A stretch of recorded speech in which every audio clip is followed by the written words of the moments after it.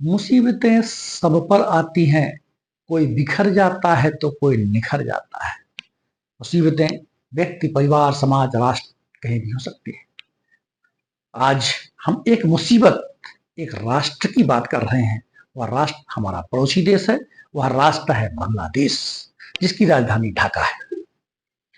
बांग्लादेश की प्रधानमंत्री रही शेख हसीना को 5 अगस्त 2024 को पद से त्याग पत्र देकर बांग्लादेश छोड़ने के लिए मजबूर होना पड़ा और वहां से उन्हें एयरलिफ्ट कर भारत की राजधानी दिल्ली के पास नोएडा गाजियाबाद एयरबेस, हिंडन एयरबेस पर उन्हें एयरलिफ्ट कर उतारा गया। उन्हें देश छोड़ने के लिए मजबूर क्यों होना पड़ा, उन्हें इस्तीफा क्यों देना पड़ेगा, इसको भी हम समझेंगे। प्रथमतः हम शेख हसीना के बारे में जान लेते हैं। शेख हसीना शेख मुजीबुर रहमान, जो कि बांग्लादेश के प्रथम प्रधानमंत्री हुए, उनकी बेटी हैं शेख मुजीबुर रहमान। शेख मुजीबुर रहमान जो कि कभी पाकिस्तान का पार्ट रहा, पूर्वी पाकिस्तान जो आज बांग्लादेश कहलाता है, उसको एक राष्ट्र के रूप में विकसित करने में, उसको पृथक राष्ट्र के रूप में बनाने में शेख मुजीबुर रहमान का बहुत बड़ा योगदान था। हम याद करें 1947 को जब भारत और पाकिस्तान का विभाजन हुआ, पाकिस्तान एक अलग देश के रूप में बना, पश्चिमी पाकिस्तान और पूर्वी पाकिस्तान। पश्चिमी पाकिस्तान जो हमारा पाकिस्तान, हमारे कश्मीर से लगा हुआ देश है, और पूर्वी पाकिस्तान जो कि आज बांग्लादेश कहलाता है, पाकिस्तान का ही पार्ट था। पूर्वी पाकिस्तान संसाधनों में मजबूत था और पश्चिमी पाकिस्तान राजनीति में मजबूत था। पश्चिमी पाकिस्तान में सिंधी, बलोच, मुजाहिर और पठान लोग थे, जबकि पूर्वी पाकिस्तान और आज का बांग्लादेश में बंगला भाषी लोगों का बहुमत था। पश्चिमी पाकिस्तान, पाकिस्तान की जो आर्मी थी, वह पूर्वी पाकिस्तान के लोगों पर अत्याचार, शोषण और दमन का अभियान चला रखा था, जिससे पूर्वी पाकिस्तान के लोगों में पाकिस्तान के प्रति एक प्रकार विरोध की भावना और पूर्वी पाकिस्तान को स्वायत्त करने की भावना जागृत हुई।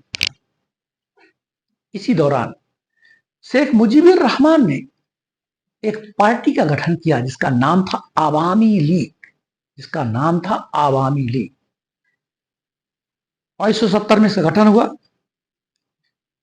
चुनाव हुए, जबकि पूर्वी पाकिस्तान का ही पार्ट था। मुजीबुर रहमान प्रचंड बहुमत से जीते, लेकिन पश्चिमी पाकिस्तान का दमन जारी रहा, जिससे उनमें स्वायत्तता की भावना प्रबल हुई। इसी दौरान एक बांग्लादेश मुक्ति वाहिनी संगठन का गठन किया गया। वास्तव में यह एक छापा मार संगठन था जो पाकिस्तानी सेना के साथ गुरिल्ला वार कर रहा था। इसमें शेख मुजीबुर रहमान का भी समर्थन प्राप्त था और इस मुक्त वाहिनी के समर्थन में हमारा देश भी था। हमारे देश की तत्कालीन प्रधानमंत्री श्रीमती इंदिरा गांधी का भी समर्थन प्राप्त था। मुक्त वाहिनी ने संघर्ष किया, गुरिल्ला वार किए और इसके समर्थन में हमारा देश रहा, जिससे भारत और पाकिस्तान का 1971 में जंग हुआ। यह जंग कैसे हुआ और कैसे हमें सफलता मिली, इसको हम अलग से चर्चा करेंगे जब हम भारत और बांग्लादेश के संबंधों के बारे में चर्चा करेंगे। ठीक है, शेख मुजीबुर रहमान प्रधानमंत्री बने, 1975 प्रधानमंत्री रहे।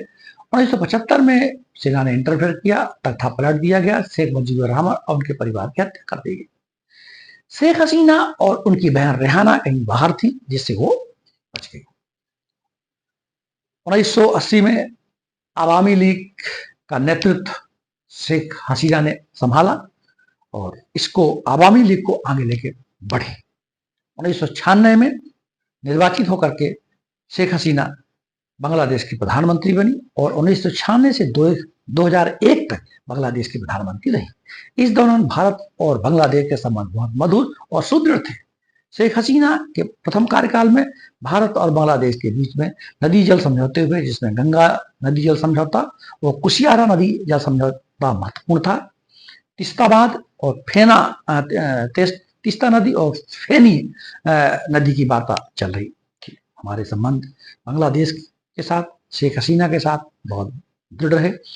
अभी जब हाल में तीसरी बार माननीय प्रधानमंत्री श्री नरेंद्र मोदी जी ने शपथ ग्रहण किया था, तो शेख हसीना जो बांग्लादेश की प्रधानमंत्री थी, उनको आमंत्रित किया गया था, वो आई भी थी और इस सेरेमनी में, ऑथ सेरेमनी में अपनी शिरकत भी दी थी।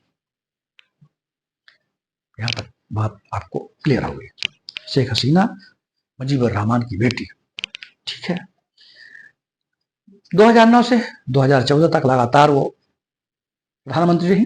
जनवरी 2024 में चुनाव हुए और शेख हसीना पुनः प्रधानमंत्री बांग्लादेश की बन गई। ये सब अच्छा काम चल रहा था।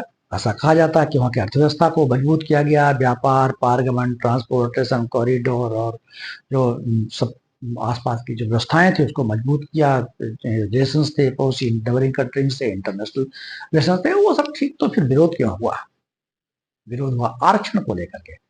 आरक्षण, जॉब कोटा, बांग्लादेश में भी आरक्षण है जैसा हमारे राष्ट्र में भी है।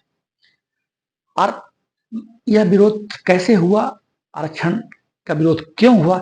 पहले हम बांग्लादेश के आरक्षण के सिस्टम को समझ लेते हैं। बांग्लादेश में पहला आरक्षण 1% फिजिकली हैंडीकैप्ड, 5% माइनॉरिटीज जो अल्पसंख्यक लोग हैं उनके लिए, 10% जो बैकवर्ड डिस्ट्रिक्ट्स हैं, पिछड़े हुए जिले हैं, उनके लिए, 30% फ्रीडम फाइटर जो कि मुक्त वाहिनी के समय स्वतंत्रता संघर्ष में अपना योगदान दिया था, उनके बच्चे, उनके परिजन, उनके नात रिश्तेदार, उनके ग्रैंड चिल्ड्रन को 30% आरक्षण दिया जाता है और 44% जो है मेरिट के आधार पर चयन होता है।